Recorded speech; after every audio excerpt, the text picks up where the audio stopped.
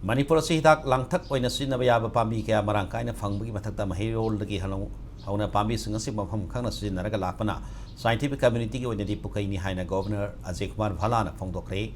wafam asi Imphal West ki tagel pataleba BRIC Institute of Bioresource and Sustainable Development IBS digi kunmiri lak suba mapokumon thoromna phongdokibani thoromadu da governor na Institute da Mycobacterial Dispositor Center hangdok na bandong torang lokalak pasimo thagani ngai ni masina research sathaba da sauna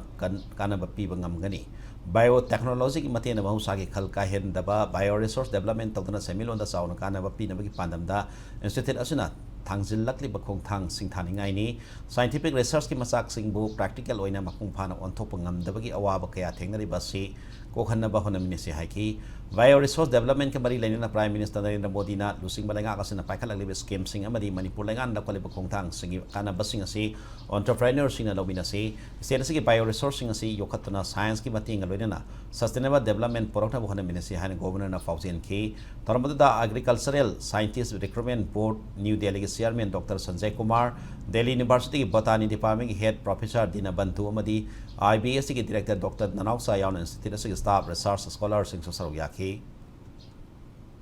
It's quite a challenge, but I mean, as you said, we have a lot of produce here, but we don't see the processing industry. So there is a chain of this thing that maybe a chicken and egg kind of situation that sufficient resources are not there to set up industry. If industry is there, then the linkages outside,